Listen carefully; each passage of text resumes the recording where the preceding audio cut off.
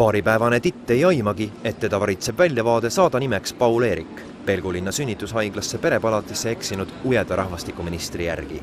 Nii ütleb ema, naljaga pooleks. Haiglas jalutav minister jälle ei tea, et selle ema arvates peaks makse maksnud vanem saama toetust endise palga ulatuses. Ülemmäär aga jääma 3 keskmise palga juurde. Kas riik peab kõiki lapsi kohtama võrdselt? Jaa! Kas riik peab looma kõigi lastele võrdsed võimalused? Jaa! Reformierakonna noortekogu kaitses meeleavaldusel praegust eelnõu. Vanema palga ülempiiriks tuleb 3-kordne eelmise aasta keskmine palk, millest pärast maksude mahaarvamist jääb 12 200 krooni. Vanema hüvitise alampiir on 2200 krooni. Kõik partnerid on selle eelnõu arutamise käigus saanud lausa pöörasel määral sõimata. Me pikendame sünnihüvitise maksmist 140 päevalt aastale ja kulutame hüvitise maksmisest riigieelarvest suure summa, 4,5 miljonit krooni. Meile hüütakse, see on üldse väga paha plaan.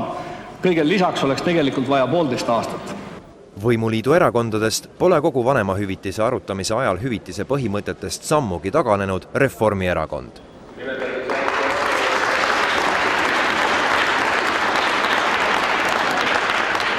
Olen olnud 5 valitsuses. Oponendid väidavad, et Siim Kallas on kõige enam taasiseseisvunud Eesti elu mõjutanud poliitik ning et tema juhitud Reformierakond on vastutav Eesti arengu eest. Kanname seda vastutust uhkusega. Usume, et Reformierakond ei kaota kunagi silmist oma Kallast.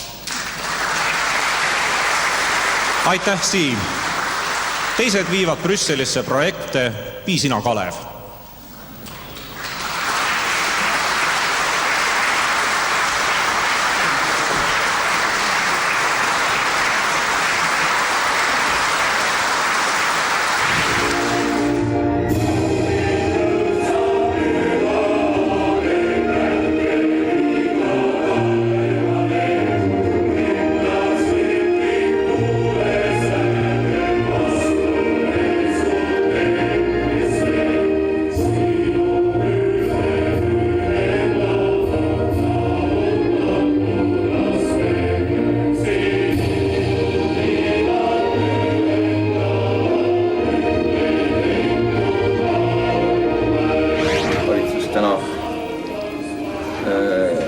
Ühehäälselt ja ühemeelselt otsustas esitada Eesti kandidaadiks Euroopa voliniku kohale Siim Kallase.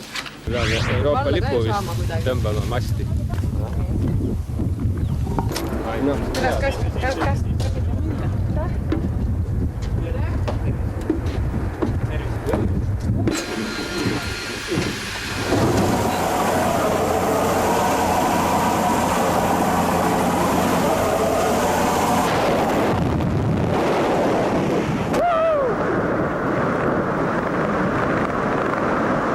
Nii on parem.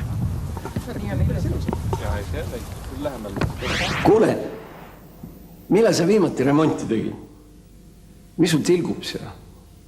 Kemmergus jookseb vesi. Sulle ei meeldi selline mees. Saada ta siis minema Europarlamenti, sest olgem ausad, oma tööd teeb Igor Gräzin hästi. Las ta teeb eurobürokraatidel tallad tuliseks. Ja teleka ekraani võiksid ka tolmust puhtaks tõmmata, vaata. Hoia Eesti edu. Vali Igor Gräzin. Kallid sõbrad, ma tahaks paluda teilt tähelepanu. Kuna jalgpalli tõttu ei ole võimalik midagi kuulda ega näha, siis tulemused peaks olema järgmised, mis on ka kinnitatud. Sotsid 3, Reform 1, Isamaa 1 ja edasi läks meelest ära. Ma ei saanud rohkem. See on nii inimlik. No mõtle siis 1. Aga sotsid 3. Sotsid 3, meie 1, Isamaa 1 ja Kesk 1. Ongi kõik. Ja Republika. Ei noh, kallid sõbrad, 6 kohta. Kui ühel on 3, siis jääb 3 jagada. 3. Reform 1. Kesk 1. Isamaa 1 ja Kesk 1. No nii, et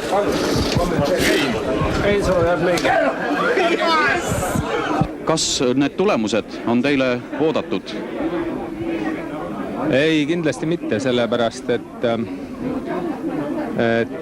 Toomas Hendriku positsioon oli kahtlemata tugev, aga ma tahaksin öelda seda, et kui meil oleks saanud Siim Kallas ja Kristiina Ojuland kandideerida, siis oleks olukord olnud võib-olla hoopis Reformierakonna kasu.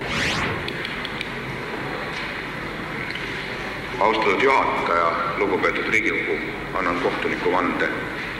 Tõotan jääda ustavaks Eesti Vabariigile ja tema põhiseaduslikule korrale. Tõotan mõista õigust oma südametunnistuse järgi kooskõlas Eesti Vabariigi põhiseaduse ja seadustega.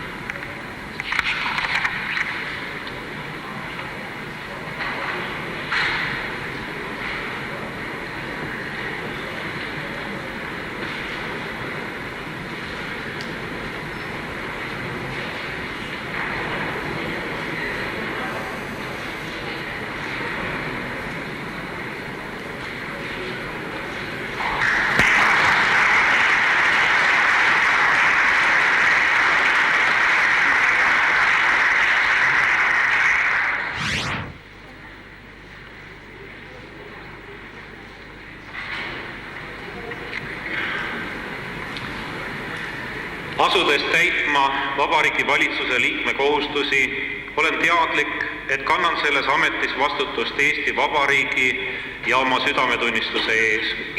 Tõotan pühalikult jääda ustavaks Eesti Vabariigi põhiseaduslikule korrale ning pühendada oma jõu Eesti rahva heaolu ja tuleviku kindlustamisele.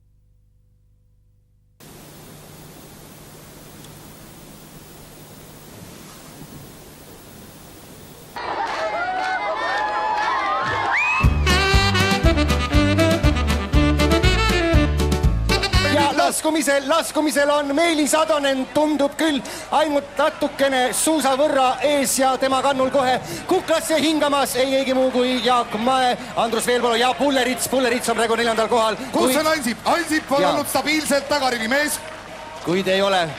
Aga ütleme niimoodi, et väga vesi sügav põhi.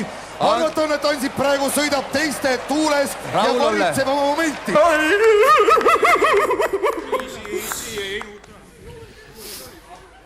Proua Maria, millele mõtlete teie seal üleval hetkel? Nii palju on veel teha. Me peame hoolitsema iibeest.